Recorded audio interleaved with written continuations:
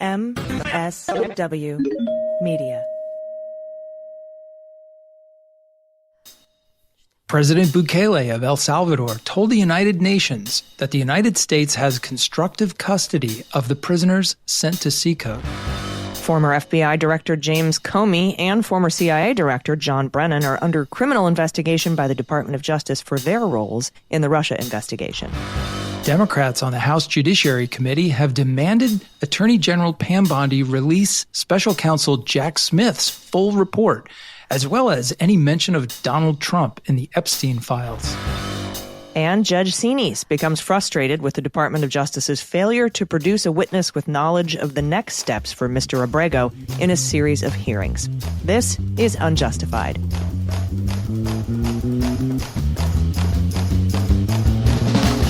Hey, everybody. Welcome to episode 25 of Unjustified. It's Sunday, July 13th, 2025. I'm Allison Gill. And I'm Andy McCabe. All right. I'm not going to say it, Allison, because I've been getting chirped at by some of our listeners on the question. So I'm not going to say what I usually say. Instead, I'm going to say it's a standard day here on the podcast. It's a regular week, the kind we get every week, which, as you know, is always chock full of news. So got a standard week here for us. So much to talk about. Yeah, the concept of what is standard has changed dramatically in the past few years.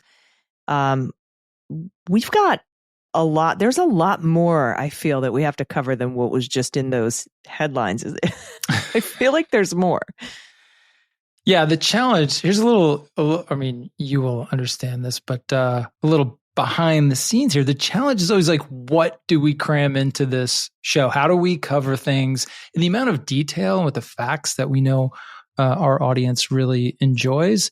But, you know, if you go a mile deep, then you can only go a couple inches wide. So can we go wider but less deep? So it's a battle because there's just so much stuff to pick from.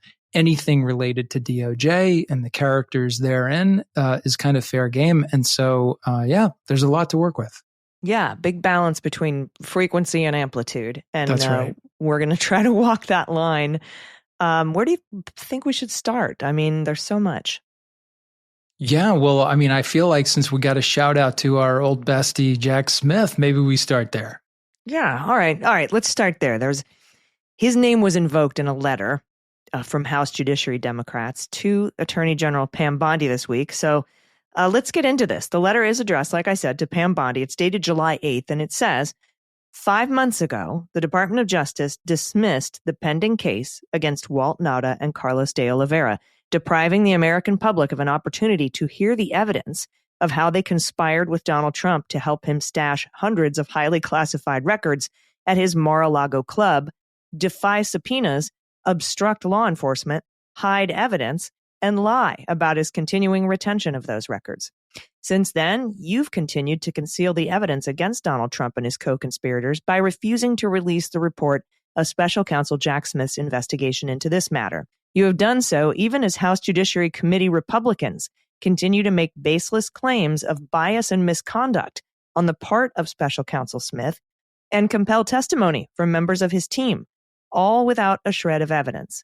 Your conduct is particularly worrisome as it appears to be part of a pattern of using the DOJ to cover up evidence of criminal wrongdoing by President Trump, including information allegedly contained in the Epstein Files. We write today to demand that you release the Smith report immediately, as well as any evidence mentioning or referencing Donald Trump in the Epstein Files. Wow, that's a lot. And it goes on to say, Attorney General Merrick Garland publicly released Volume 1 of Mr. Smith's report in January, consistent with DOJ regulations, longstanding precedent, and the orders of both Judge Eileen Cannon and the 11th Circuit Court of Appeals.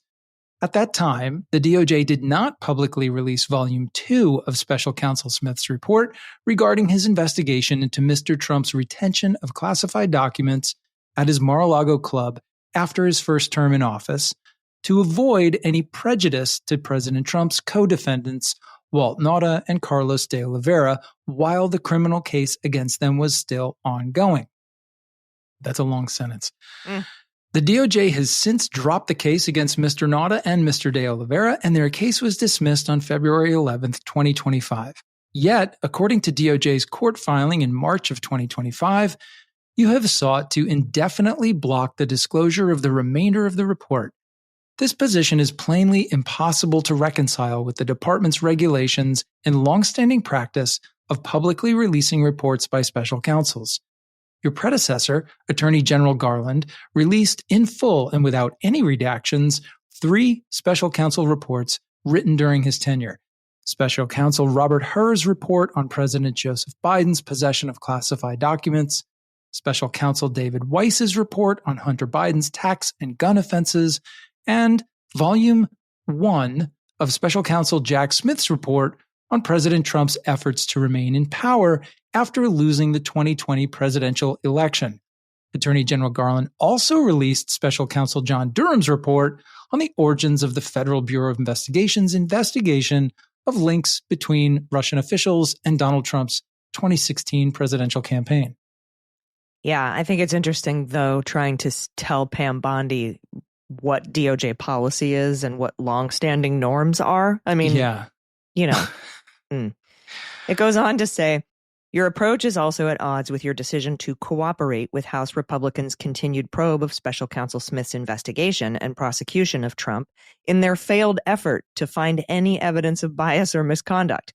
Thus far, Chairman Jordan has taken the deposition of Jay Bratt, counselor to Special Counsel Smith, who asserted his Fifth Amendment privileges due to reasonable concerns that he was being targeted by the Trump administration for doing his duty as a prosecutor.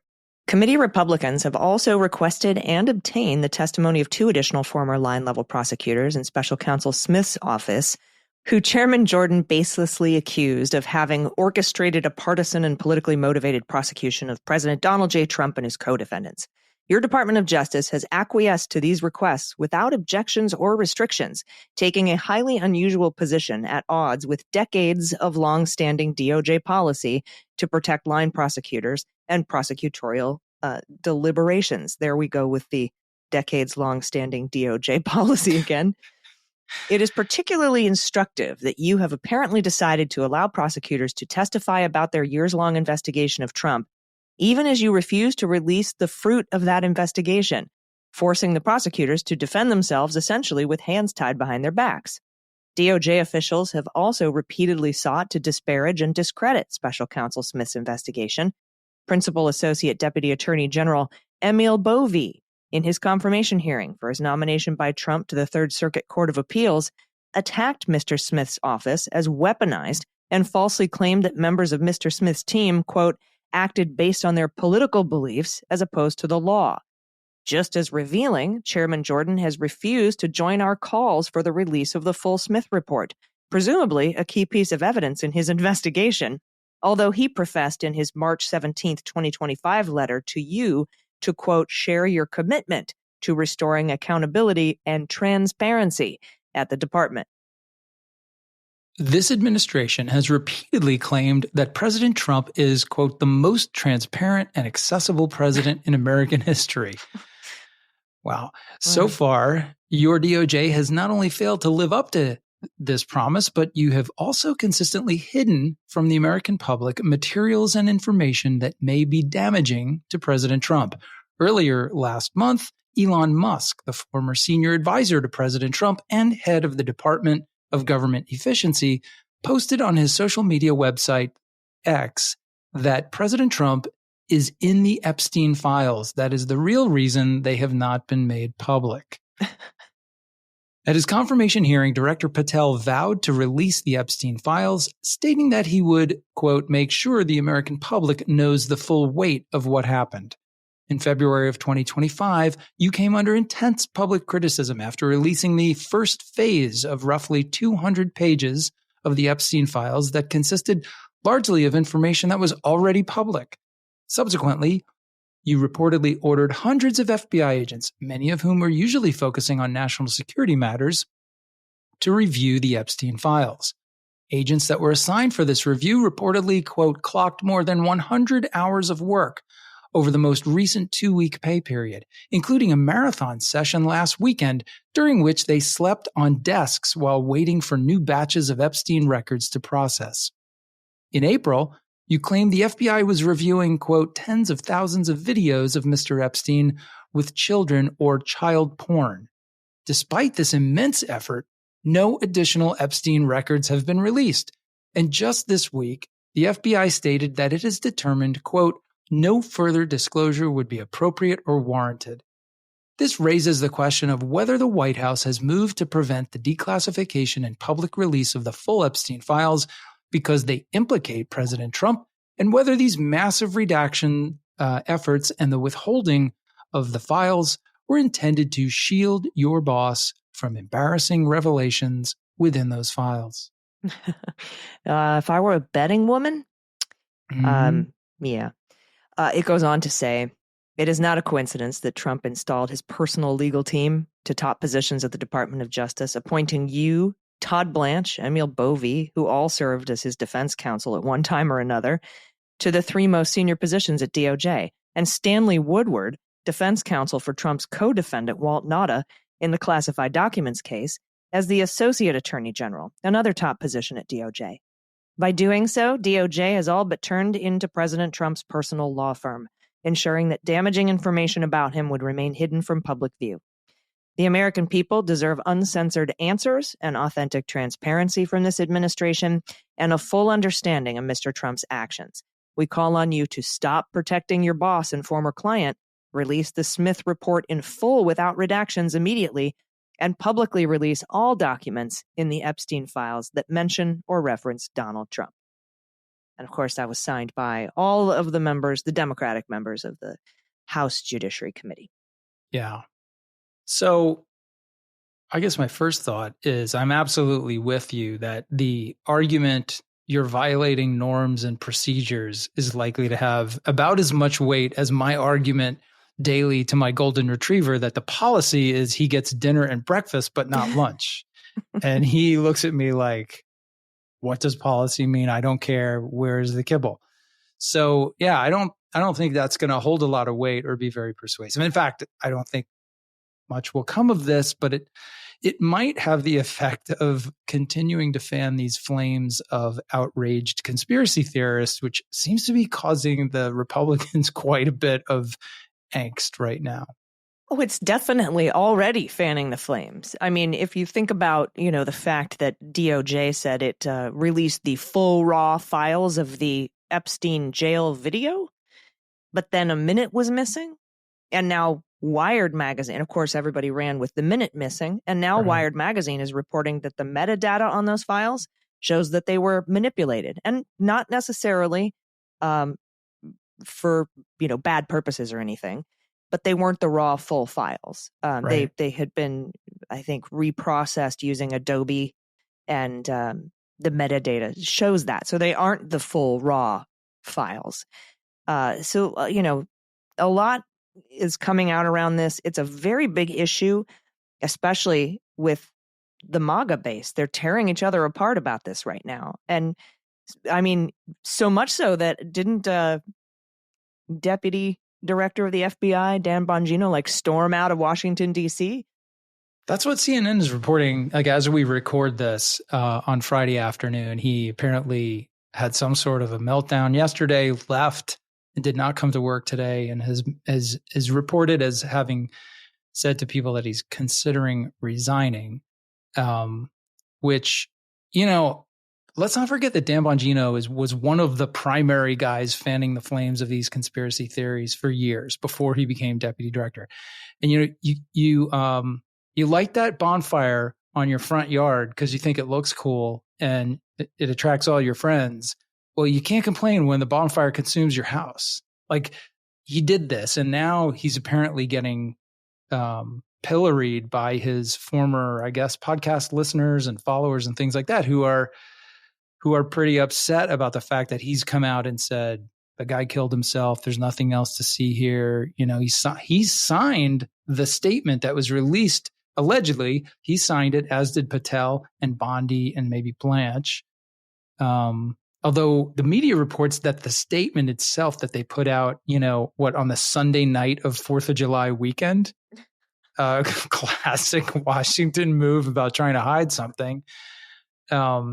The statement itself came out unsigned, but there is reporting that he was on board with it. But now apparently he's got some huge problem with the Attorney General about it, and he's thinking about quitting. So all this just really casts, my perspective is always a little bit jaundiced here. I'm always most concerned about what's happening at the FBI and what's happening to FBI people. Threatening to quit over some beef with DOJ that's really about public relations more than it is about substance.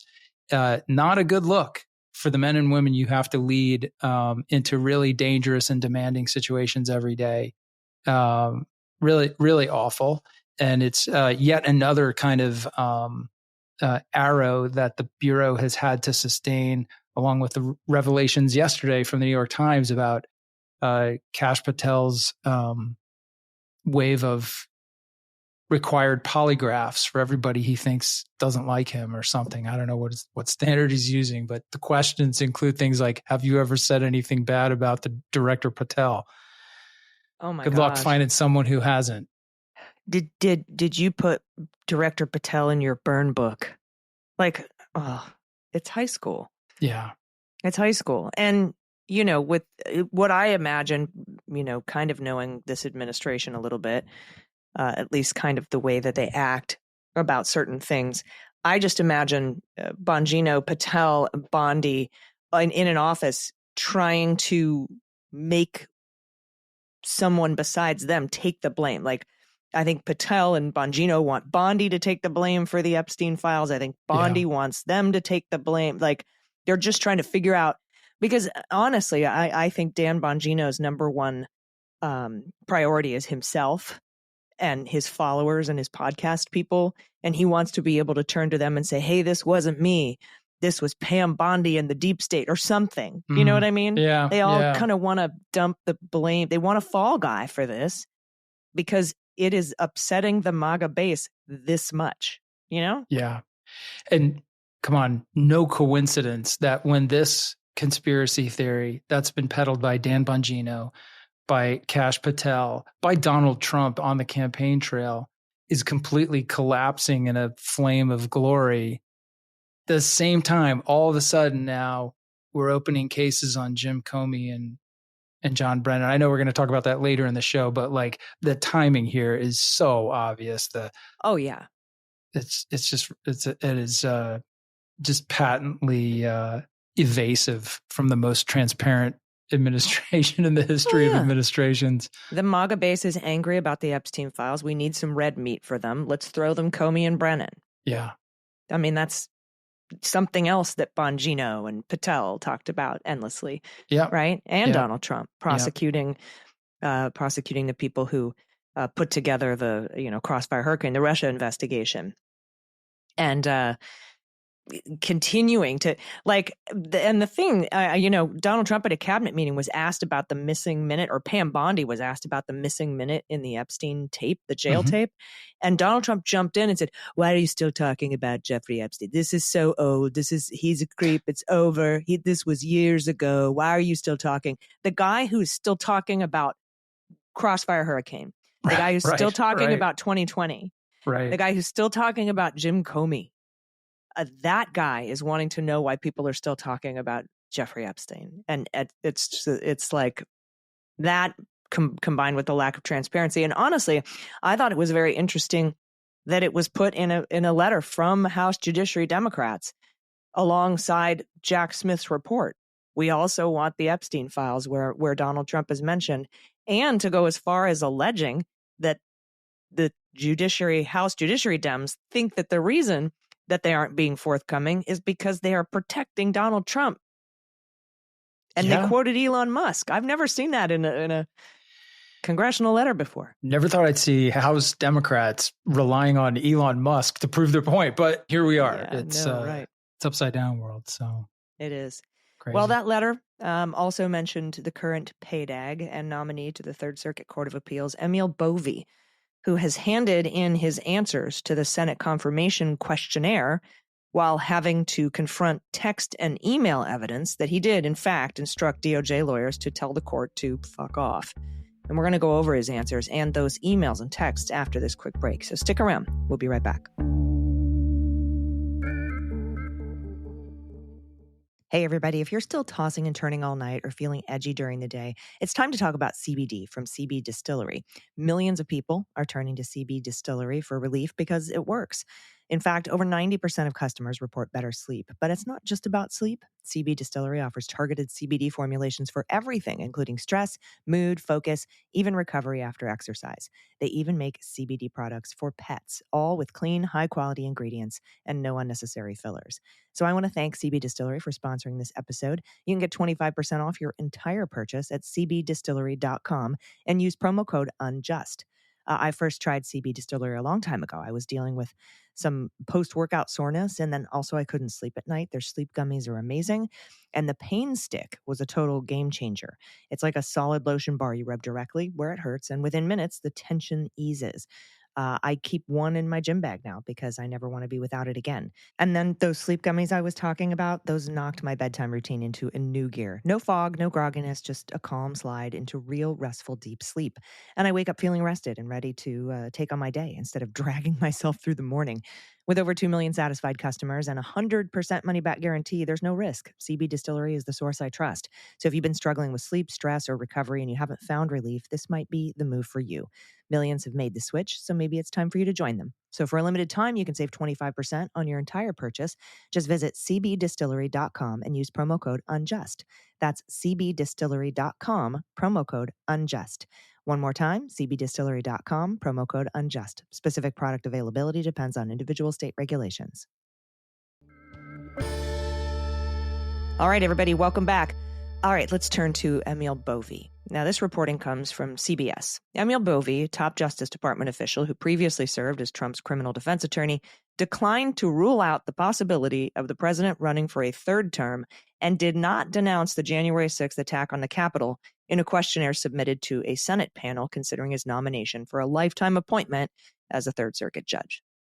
The Senate Judiciary Committee is expected to vote this week on whether to advance Bovie's nomination to serve on the U.S. Court of Appeals for the Third Circuit. CBS News obtained the 165-page questionnaire that Boie submitted to senators in response to their written questions. And I have to say, Godspeed to anybody who has to read 165 pages of Boie responses. Yeah. I bet there are a lot of them that are pretty short. Mm. In his answers, Boie also wrote that he does not recall which January 6 criminal cases he helped supervise when he served in the U.S. Attorney's Office for the Southern District of New York. Boy, that's convenient. I'm sure there's probably places you could go to figure that out. But anyway, in response to the question, quote, do you denounce the January 6th insurrection? Boie wrote, the characterization of the events on January 6th is a matter of significant political debate. And he said it would be inappropriate to address this question, giving ongoing litigation over pardons of January 6 defendants. Oh, please. Please. What, somebody's trying to have the pardons thrown out? It's not a thing. In the Senate questionnaire, Boie argued his role in shuttering the corruption prosecution of New York Mayor Eric Adams earlier this year has been mischaracterized. Boie was accused of pushing a quid pro quo in which the Justice Department would drop its criminal case against Adams in return for the mayor supporting Mr. Trump's immigration policies. Several prosecutors and Justice Department officials resigned in the fallout of Bovie's order to drop the case. Boie was also accused of pressuring Justice Department employees to support the effort or face possible employment actions, an accusation he disputed in the questionnaire, saying, it was never my intention to coerce, pressure, or induce any DOJ attorney through adverse employment actions, threats, rewards, or otherwise to sign the motion to dismiss the charges against Mayor Adams. Wow. No wonder we didn't get those meeting notes. Yeah. Multiple Democratic senators pressed Boie in their questionnaire to clarify if Boie believes the Constitution permits Trump to run for a third term, despite the restrictions of the 22nd Amendment, which states that no person shall be elected to the office of president more than twice. Quote, as nominee to the Third Circuit, it would be inappropriate for me to address how this amendment would apply in an abstract hypothetical scenario. It's a pretty specific hypothetical. I don't know about the abstract part.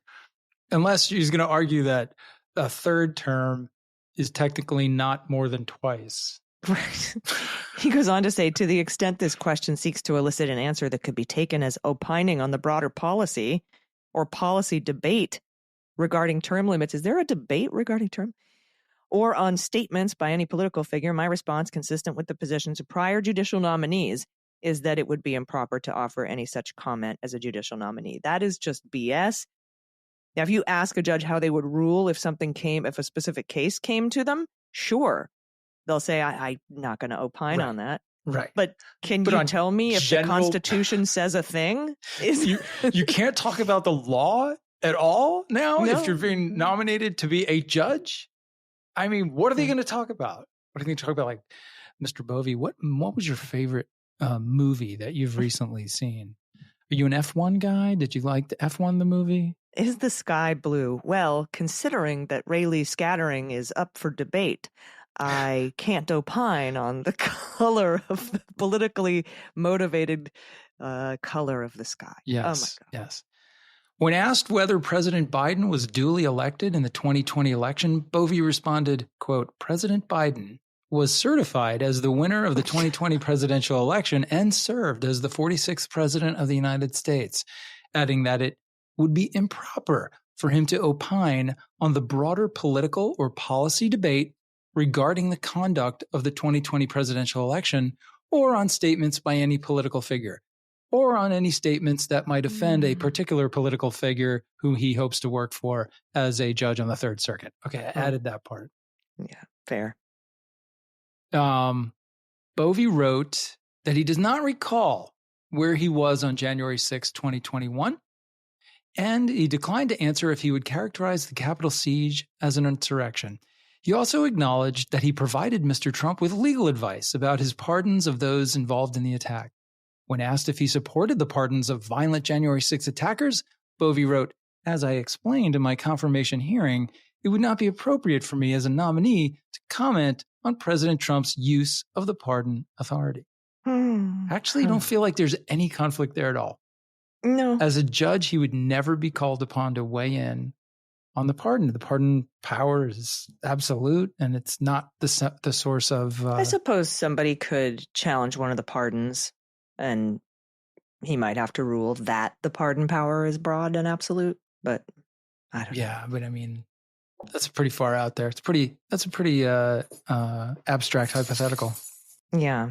Oh, and by the way, in addition to the answers to these questions and the upcoming vote, it seems as though Erez Reveni, the protected whistleblower who wrote the 27-page letter that we read and we did an audio version of here on this podcast feed, Erez Reveni sent all of his texts and emails that back up his 27-page whistleblower letter to the Senate Judiciary Democrats, who then released them to the public ahead of this hearing or ahead of the vote. And it's, I mean, that letter was a banger, right? But these texts and emails prove everything that's in the letter. So all of the Republicans, including Chuck Grassley, who's a big whistleblower supporter, is like, this is an attack. We have the texts and emails now to show that it wasn't. There's texts between Erez Reveni and another colleague when Drew Ensign was in court saying that he didn't know if more planes were taking off or planes were in the air, and the text messages with the timestamps on them. So he just lied to the court. Oh my God. Yeah, he did. Whoa, it's going to be fuck around and find out time. I mean, this is like their texts. Wow. And the other guy's like, it's been nice working with you. And just absolutely bonkers. And then they reference when they said Emil Boie told a bunch of people to tell the courts to fuck you. That came up in a couple of text exchanges. Like, oh, I guess this is the fuck you part. And, kind of supporting and backing up everything that Erez Reveni put in that letter. So all of that has now come out. Yeah. He's got the receipts for real. And This reminds me of because some people will look at these messages and be like, well, he didn't exactly say in the message that, oh, do you remember the time when Todd Blanche said we're going to have to tell the courts to fuck off? No, that never happens. This is like reading transcripts of a cooperator calling the subject of your case. Right. And, you say listen, you got to get him to talk about the homicide you guys did a year ago. The conversation is never, hey, remember when you and I got in the red car, drove to Brooklyn and killed Joe? It's not like that. It's this is kind of like a Joe moment. You know what I'm saying? It's always vague, but it is what it is. And these things really, I think, stand on their own. The messages that I've seen so far. Yeah. Yeah. And I mean, there's tons of them.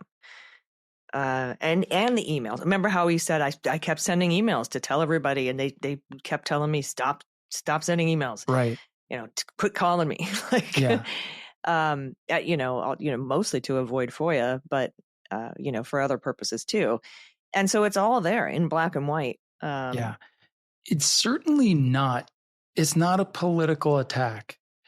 Yeah. Is Reveni going after Boie? Yes, he is, because I assume he believes he would be a terrible candidate to become a circuit court judge, but he's got the reasons why he believes that. He's not saying you shouldn't approve this guy because he's a Republican. He's saying this guy doesn't have the temperament or the ethics or the respect for the court and the rule of law that is absolutely essential to a circuit court judge. And he did these things. And here's now all my messages to prove the things that he said and the impact that he had on the people he was leading, the sort of misdirection he was giving them. I think it's pretty persuasive. I think so too. And it'll be interesting to see what Chuck Grassley says about that's not, who knows what he'll say. They might not say anything. They might just go full steam ahead and vote. Who knows? Yeah. Also, in that whistleblower letter, Reveni talked about multiple cases, as we know, 3 major ones, including the Abrego case, the JGG case, right? Both, but that one's before Judge Boasberg. Abrego's before Judge Xinis. Both are related to the removal of people to El Salvador under the Alien Enemies Act without due process. Now, the government's been arguing this whole time that we can't return these men from El Salvador because we don't have constructive custody of them. Once they got off the plane, whoops, they're in Salvadoran custody. And President Bukele is, El Salvador is a sovereign foreign nation. We can't tell him what to do, right? Sure, yeah. But then this week, President Bukele contradicted that in a statement he made to United Nations committee that was investigating the removals of people to El Salvador. He said, in this context, the jurisdiction and legal responsibility for these persons lie exclusively with the competent foreign authorities. He's talking about the United States. I object to the use of the word competent in that sentence. But anyway, go ahead. That was nice. By the beautiful, fantastic foreign authorities. By virtue of international agreements signed and in accordance with the principles of sovereignty and international cooperation in criminal matters. This is Bukele saying, we signed an agreement that says that that the U.S. has constructive custody. Yeah. No wonder he hasn't been cooperative, or the government hasn't been cooperative in the discovery process in Judge Xinis' courtroom, because we've been saying he doesn't want anybody to see that agreement with El Salvador. And here is Bukele saying in the agreement it says that the United States maintains custody. And additionally, we found out this week from a New York Times report, Trump tried to use those 250 men in CECOT as bargaining chips for a prisoner swap with Venezuela as recently as May. Yeah. Which means you can't use a prisoner as a bargaining chip in a swap if you don't have custody over them. Yeah, exactly. Right. To be clear, there is the legal concept of constructive custody means you don't hold the key to the door that they're locked behind, but you have the ability, the authority to say whether those people are detained or released. And that is abundantly clear. It's been clear from the beginning. The administration has been saying patently ridiculous things like, we can't possibly tell our colleague, Mr. Bukele, what to do when we all know that, this is the same administration that's literally trying to extort the country of Brazil to drop a criminal case against Bolsonaro, saying that if you don't drop the case, we're going to raise tariffs on Brazilian goods by 50%. Like this and is not Israel to drop the case against Netanyahu. Exactly. So this is not an administration that's afraid of telling other countries what to do. And certainly they could have done it here. But now these statements, like officially, this is the Salvadoran government officially acknowledging that, like, hey, we're getting paid to hold these people. We don't decide where they go or when they go there. And then, of course, your point is spot on. If you're thinking about moving those people one more time to Venezuela in return for getting some Americans and political prisoners back, whether you agree with those kind of bargains or not, clearly the administration was confident that they had the ability to swoop those 250 people out of CECOT anytime they wanted. Yeah. And right now, at this moment, Mr. Abrego is in criminal custody in Tennessee, and his legal team was in court 3 times this week trying to get a guarantee that if he's released on bail from his criminal stuff, that he would not be disappeared to a third country without due process by ICE. And we're going to discuss those hearings after this break. Stick around. We'll be right back. Wireless service should be dependable and budget-friendly. Mint Mobile understands that, and they've built their plans around exactly those principles. So if you're spending the summer traveling, hosting, or just managing your everyday routine, Mint makes staying connected easy and affordable. Mint Mobile offers high-speed data with unlimited talk and text, all on the nation's largest 5G network. That means excellent coverage without the bloated costs or confusing contracts. So please join me in thanking Mint Mobile for sponsoring Unjustified. Get this new customer offer and your 3-month unlimited wireless plan for just $15 a month at mintmobile.com/unjust. There's no reason to keep overpaying for wireless, and Mint Mobile offers high-speed data, unlimited talk and text, and top-tier coverage. You don't need a new phone, and you can keep your phone number and your contacts. It's refreshingly simple to switch. And the best part is that right now, you can get 3 months of unlimited service for just $15 a month. That's real savings without giving up performance. So if your wireless bill has been out of control, Mint Mobile is your way out. One of our show producers signed up with an old Android phone he had lying around, and within days, he had a second number set up and running, thanks to Mint's quick SIM delivery and simple instructions.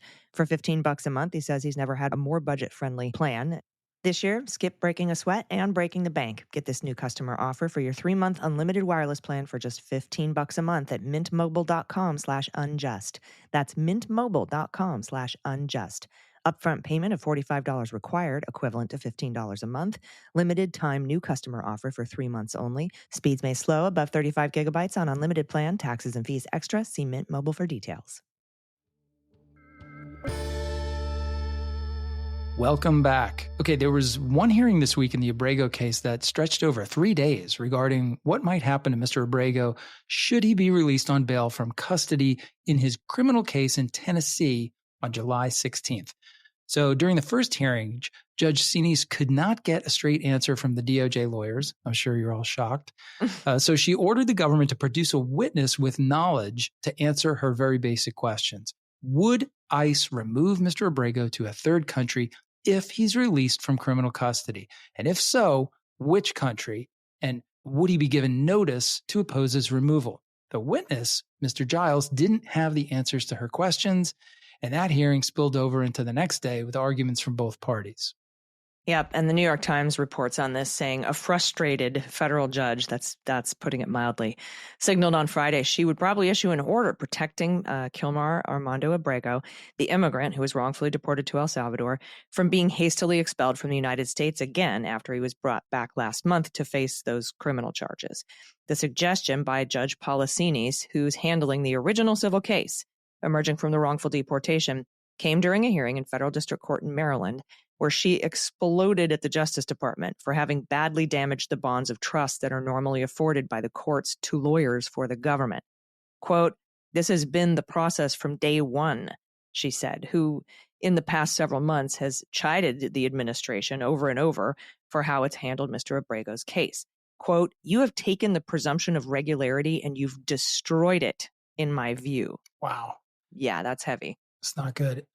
Expressing their own frustrations, Mr. Abrego's lawyers have asked Judge Xinis at a series of hearings this week to give them the chance to challenge any efforts by the Trump administration to re-deport their client if he's released from custody in his criminal case and handed over to immigration officials. Now, the lawyers want Judge Xinis to bar the administration from beginning removal proceedings for 2 to 3 business days if Mr. Abrego is freed from criminal custody, which could happen as early as Wednesday when there is a separate hearing in his criminal case in Nashville. Yeah. And while the Justice Department initially vowed to take Mr. Abrego to trial on these charges of smuggling that were filed against him in Nashville from a traffic stop in 2022, from which he was let go, department lawyers have more recently indicated that the Department of Justice, or Department of Homeland Security, would seek to redeport him before trial took place, perhaps to a third country where he's never lived. Judge Xinis said some legal safeguard was needed because the administration has already shown in this and other deportation cases that it could not be trusted. She said, "I am deeply concerned that if there's no restraint on you, Mr. Abrego will be on another plane to another country because that's what you've done in other cases." Her vexation reflected a widespread disillusionment with the government that has been expressed by federal judges handling other deportation cases. At least 3 judges in recent months have accused Justice Department lawyers of flouting their orders or acting in bad faith, and have considered opening contempt proceedings to punish them and other Trump officials. Now, Judge Xinis' frustration on Friday was prompted by the failure of the Justice Department to give her a clear picture of what the administration plans to do with Mr. Abrego if he's released on his criminal charges and turned over to Immigration and Customs Enforcement.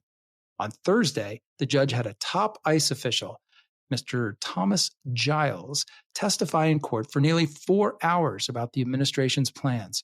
But in court on Friday, she described the information he provided as insufficient and incredible. That is not good. No. Not enough information. And what you did say, I don't believe it. You have no credibility. That's in rough. The court and regular orders, you've destroyed it. Like, these are harsh words. Now, Mr. Giles had told her that there was no way to know what ICE would do with Mr. Abrego until he was taken into custody. And at that point, Mr. Giles said the administration would either seek to send Mr. Abrego to a third country like South Sudan or try to return him to El Salvador, his homeland, after seeking to undo the initial order from 2019 that expressly prohibits him from being sent there. Moreover, Mr. Giles said the final decision would be made by an ICE field officer. Not a chance in hell.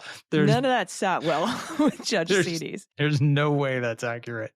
And in court on Friday, she took out her annoyance on Sarmad, I think it's Kojasta. Okay. He's a lawyer for the Justice Department. And she told Mr. Kojasta that it defies reality that such a high-profile matter would be handled by a low-level official in an ICE field office. Thank you.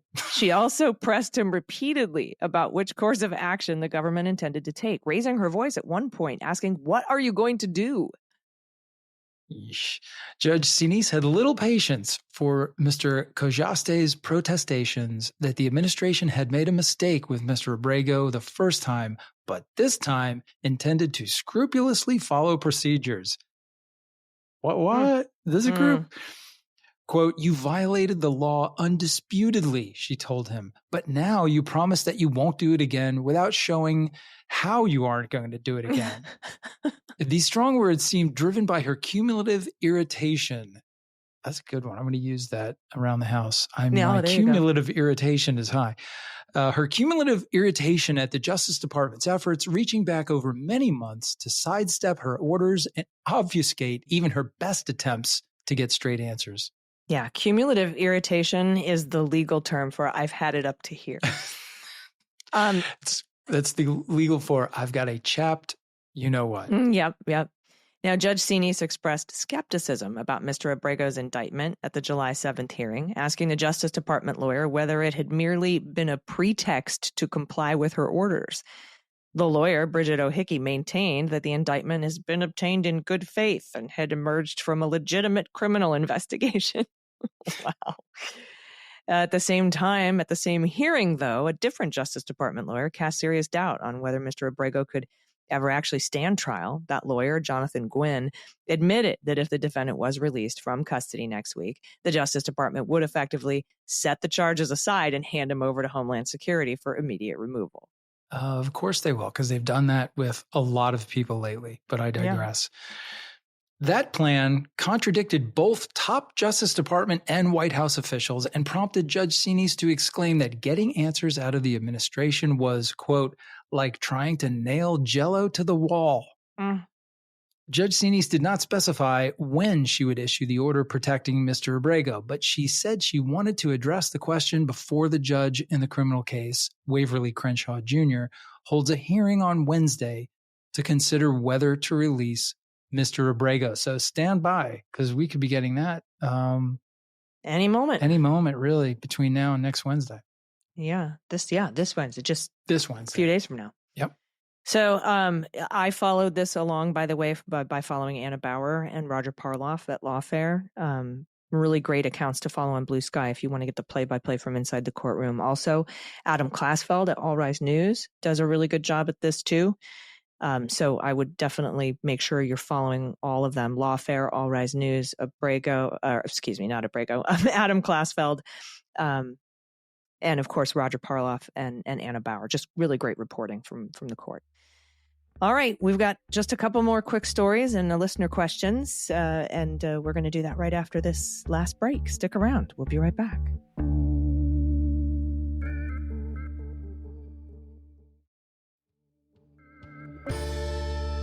All right, everybody, welcome back. Before we get to a listener question, we do have some stories on the weaponization of the Department of Justice. Not the weaponization task force that is looking back at the current weaponization. Right, yes. The current weaponization. First, from the Times, the Trump administration appears to be targeting officials who oversaw the investigation into the 2016 Trump campaign's connections to Russia, examining the actions of the former FBI director Jim Comey and former CIA director John Brennan. And that's according to people familiar. John Ratcliffe, the CIA director and harsh critic of his Democratic-appointed predecessors, has made a criminal referral of Mr. Brennan to the FBI of something he did 7 years ago, by the way. Yeah. Accusing him of lying to Congress. The testimony was 7 years ago. He didn't lie to Congress. Now, the Bureau is also scrutinizing Jim Comey for his role in the Russia investigation, according to other officials, although the exact basis for an inquiry remains unclear because that's also way outside the statute of limitations. And he did nothing wrong. Here we go again. Okay, so that goes on to say the Brennan referral stems from the CIA's recent review of its 2016 intelligence assessment on Russian interference in that year's presidential election. Aside, that document is referred to as the ICA. While the new review did not undercut the findings of the earlier assessment, it was deeply critical of Mr. Brennan and his oversight of the analytic work. The recent review criticized the agency's top leadership, including Mr. Brennan, for rushing the Trump-Russia inquiry, but did not dispute the core conclusion that Russia favored Mr. Trump over Mrs. Clinton in the 2016 election. The review reflected Mr. Ratcliffe's longtime criticism of his predecessor, but also the discomfort some longtime analysts felt about Mr. Brennan's unusual hands-on role in producing the assessment. Okay. Sure. I think they just had to whip up something, a redo of a really damning report so that they could make this criminal referral to Pam Bondi. The report is really, it's a big nothing. Unless you're an analyst. They make criticisms.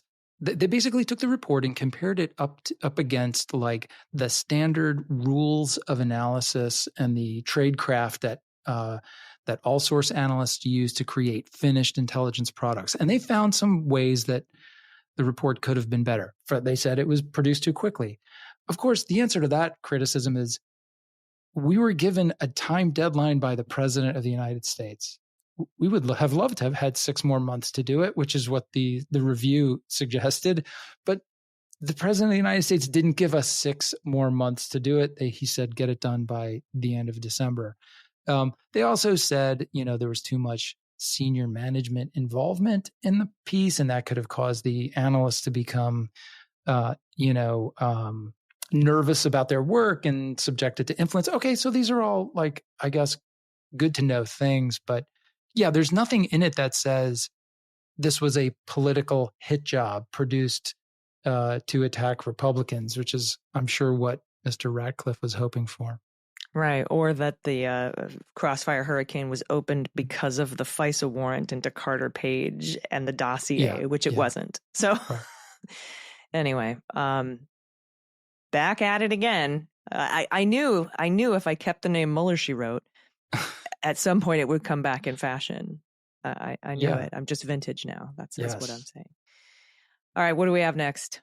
Our final story today is from the Washington Post. The special team created by Director of National Intelligence Tulsi Gabbard, still hard to say even all these months in, has expressed a desire to gain access to emails and chat logs of the largest U.S. spy agencies with the aim of using artificial intelligence tools to ferret out what the administration deems as efforts to undermine its agenda, according to several people familiar with the matter.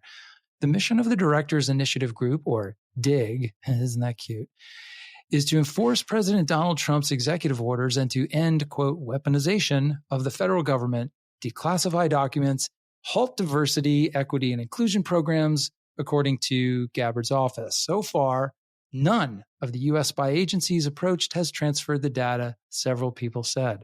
Let's be real. This is Donald Trump wanting to Google himself within the spy agency documents. It's the loyalty purges round 2. Beyond DOJ and the FBI, now we're going IC-wide, intelligence community-wide. He's just searching for negative nicknames of himself. Like, exactly. All right, who in the NSA has used the term yam tits? Like, that's what he's doing. Who makes fun of my makeup? Yeah, yeah, totally. I mean, who doesn't? But yeah, this goes on to say that the unprecedented interest in data by officials at the DNI startled some senior agency officials who have expressed concerns about the counterintelligence and privacy risks of aggregating what could be a large amount of sensitive information that may include references to intercepts of electronic communications on overseas targets. Maybe this is Lindsey Graham finally going to find out whether or not he's been on phone calls with Russia. Remember when he had a fit during a committee hearing? He's like, you just need to tell me if you've been listening to my phone calls. Take it easy, Francis. One of these men might save your life someday. Now, like most people interviewed for this article, these people who are saying this spoke on the condition of anonymity. But I have to say, it feels like there's more adults in the room at these spy agencies than maybe some other agencies out there. Even though we've got Tulsi Gabbard at the top of it, but yeah, this is ridiculous. And her efforts aren't like shrouded in successful glory at this point. Her big effort to move the production of the president's daily brief out of CIA headquarters and down the road to her headquarters apparently got completely shut down by the administration. They said, knock it off. Her great No More Nukes video that she put up on her social media or something provoked not happiness, let's just say, on part of the president. So she's kind of, I feel like she's maybe one more mistake away from being asked to leave, but we'll see. She's pretty aggressive out there. Well, I mean, Trump likes rotating people in and out of these positions. Yeah. So I'm not surprised. I think we'll see some pretty major firings within the next 3 months. It's about time. I mean, the clock has been ticking, and I think not that whoever's going to replace him is going to be any good, but right. But early on, I think there's a significant reluctance, as you saw it with Signalgate. He doesn't want to fire anyone, especially who the media is saying you should fire this person for being incompetent. He sees it as some sort of capitulation. That's going to wear off, and he will start firing people who anger him personally, right? So, let's count up all the long-term relationships that Trump is known to have with friends and close associates. I'm waiting. Okay, it's none. I got none. I got like one. That who Weisselberg? Yeah, I mean, he had to go to jail for him. Angry. He might have even made him angry. Who knows? He's just not a guy who keeps people around. No, he certainly doesn't. But I think Emil Boie will be around for a while. We'll see. All right. That is the news. Let's get to our listener. I think we have time for one listener question today. All right. If you have a question, there's a link in the show notes. You can click on and submit a question, and Andy and me will try to answer it. Andy and I. That. All right. So here's the first one. This is or I should say the one we're going to do today. It comes to us from Gail, and I put this one in there because there's a lot of questions along these lines, and I think there's some confusion over some of these basic kind of immigration issues. Since it's such a common topic for us, it's a good one to hit on. So Gail says, please explain the legal classifications of those who are undocumented. And then in parentheses, she says, I thought that's a misdemeanor. Being deported, I thought deportation meant you were sent to your home country, leading to incarceration. How can you be incarcerated without trial? And how can you be incarcerated for a misdemeanor offense? And what process sets that sentencing? And who is paying for all this? Okay, so there's a lot packed in there, but there's a couple basics. So technically, when people are detained on immigration grounds, they're not being incarcerated. They're not serving a sentence. They have not been convicted of a crime. It simply reflects the fact that if you are here in the country without authorization, meaning you don't have any official immigration status, then you don't have the right to be here.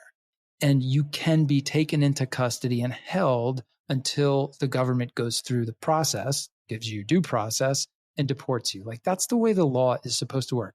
As a practical matter, in our recent past, in the last couple of decades, we've never really enforced that. We didn't habitually go around looking for people who didn't do anything wrong other than being here without legal status, and then throw them in jail. It's not the kind of thing that we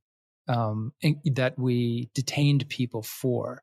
It's more common that we focused on people who were here illegally and then committed some sort of crime, ended up in the criminal justice system, and then we typically waited until they served a sentence there if they were convicted. And even if they weren't convicted, they could then get deported. And ICE focused their deportation efforts on those people. That's not the case anymore. They're showing up at parks. They're showing up at Home Depot parking lots and at workplaces. Schools and churches. Yeah, rounding people up simply for being out of status. So you can, under the law, take people who are out of status and detain them until they're deported. But again, it's not how things were done here for a very long time. Yeah. And as far as the third country goes, yes, normally you would deport someone back to their country of origin. Yes. Sometimes through the due process, you find out that maybe somebody has fear of going back to their country of origin, and then they might be deported to a third country. And generally, third country deportations happen about, from my understanding, about 1.6% of the time.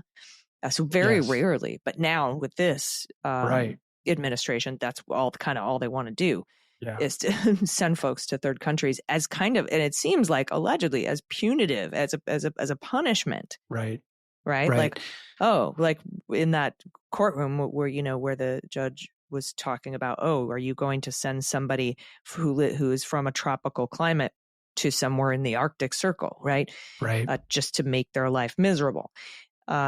So that's, again, something that is not normally the way we do things, but that is something they want to make a normal occurrence here. Yeah. Their immigration law gives the government the ability to deport you to your country of origin, the place you were born and are a citizen of, or to the country you entered the United States from. That too, right. If you're from somewhere else and you went to Canada and then you came in here through Canada, we could send you back to Canada. And the Canadians couldn't really object to that. A trick that countries have played in the past, and I saw this doing my organized crime work in New York, we would maybe investigate someone and arrest them, and they would get sentenced, and they would serve a sentence. And at the end of that, we would want to make sure that they got deported. And if they were, let's say they came to the United States from Russia during the Soviet era, you have to go back to Russia and say, we are going to send you your person back. And they have to accept that person. They have to acknowledge that that person is their citizen. And oftentimes the Russians would say, no, sorry, we have no record of that person. Or they would say, no, that person left here when it was the Soviet Union. They never perfected their Russian citizenship, and therefore we won't take them. So in those cases, we would kind of get stuck with people. There's only a certain amount of time that they could be held in immigration detention, and then we had to basically let them go in the United States without any status. So there's all kinds of complexity. And then they all ended up working for the Trump campaign. Well, that kind of happened. So anyway, it's not quite as simple as it seems. You can't always compare what you're seeing in these immigration issues to like how the legality of detention and incarceration works in the criminal system, because it's kind of fundamentally different. Yeah, and sending people to El Salvador to CECOT under the Alien Enemies Act, that the utilization of the Alien Enemies Act is still being litigated, but the due process part has been litigated, and the Supreme Court says you have to give due process. Yeah. But they said the opposite without saying anything at all in the third country's case. In the third country case, exactly. So anyway, everything seems very up in the air. A lot of these cases are winding their way through the courts, and we even when they hit the Supreme Court, sometimes we still don't get a final answer, and which allows this administration to basically interpret the laws however they want until someone tells them not to. That's right. That's right. So, yeah. Anyway, good question. And I don't even think it's a misdemeanor. I think it's just a civil problem to be here without status. I think that's right. I'm not an expert on immigration stuff, so I'm not 100% sure, but it's not the sort of criminal offense that you hear the administration talking about. Oh, we're going after the murderers and the rapists. Like, no, it's not what's happening. Well, thank you so much for that question, Gail. Please send your questions to us. Again, there's a link in the show notes for you to do that. And thanks for hanging in with us. I know this was a little bit of a long show. We did have a lot to get to. We warned you up front that we had a lot of news to get to. But we really, really appreciate you listening. We appreciate your thoughtful questions. We look forward to reading them every week. So thank you very much for that. And we will see you next week. Do you have any final thoughts today, my friend? I'm going to give one final little self-promotion here, because I've been asked to by my friends who put together a documentary called String Theory, Guitar Obsessed. This was like a year ago, and they asked me to be interviewed for it, which I did because I am a guitar obsessed. And lo and behold, the little team that has gotten this thing accepted in the Music Documentary Film Festival, which is held on Long Island, New York on August 8th through 10th. So if you're in Long Island, go check it out. I've seen the doc and it's really fun. It's well put together. There's a lot of interesting people in there. Harry Littman, who I know is a friend of yours, AG. I think Harry's also in the doc, and some other folks that you might recognize. So is this like former DOJ officials that play guitar? Because I think they were just thinking about like weird people who you wouldn't expect are into guitar, and let's find out why they care about it. Because after you quit being for the drummer for Ben Folds 5, you picked up the guitar. Exactly. I picked up the guitar. Yeah, I switched instruments. So Amazing. Check it out. I think String it's also Theory. on Amazon, but I can't confirm that. I'll give you an update on that next week. All right, cool. Yeah, I hope it's somewhere besides Amazon, but very, very awesome. String Theory. I'm going to check it out for sure. And that's Long Island, the 8th through the 10th? Yes. Cool. Good times. August. All right. Everybody, we will be back next week. And I don't really have anything to shamelessly promote. I haven't been asked to be in any documentaries about the guitar. So, but once I am, I will tell you about it here on Unjustified. Excellent. We'll see you next week. I'm Allison Gill. I'm Andy McCabe. Unjustified is written and executive produced by Allison Gill, with additional research and analysis by Andrew McCabe. Sound design and editing is by Molly Hockey, with art and web design by Joel Reeder at Moxie Design Studios. The theme music for Unjustified is written and performed by Ben Folds, and the show is a proud member of the MSW Media Network, a collection of creator-owned independent podcasts dedicated to news, politics, and justice. For more information, please visit mswmedia.com.